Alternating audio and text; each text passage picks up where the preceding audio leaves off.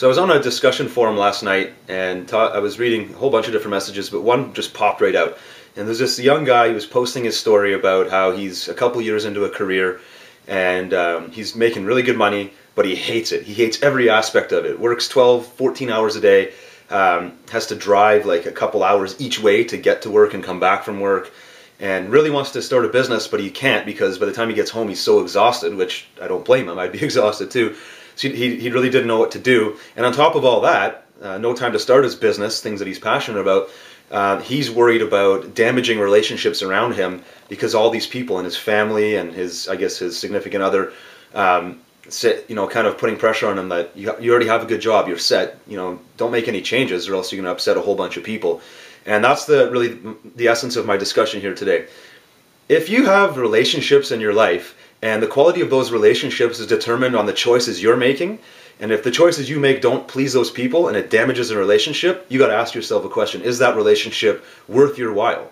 To me, that's like the litmus test. That's the measuring stick, that if that person is looking at your decisions and saying, if you do that, then I'm not going to respect you the same level, or it's going to destroy a relationship, that already tells you that there's a problem with the relationship to begin with.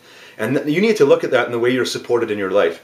I don't care if something you want to do is going to make you go broke. If it's important to you, and if it brings you happiness and freedom, and those are the things that you really want to do, and you honestly explain to the person that I need to do this for me and for my life, then you have to do it. And if that person doesn't support you, that relationship needs to be examined more than anything else. I don't care if you're making $500,000 a year. If you hate what you're doing and it's eating away at your soul, don't do it anymore. It doesn't mean you quit today, but it means you come up with you formulate a strategy to get out of there, and you examine those relationships. The people that are closest to you should support you in your happiness and the things that you want to do. And if they don't, look at that. I've been so lucky in my life because I've made a lot of these decisions, leaving that a secure job like that to pursue a dream and start a business, which is never easy.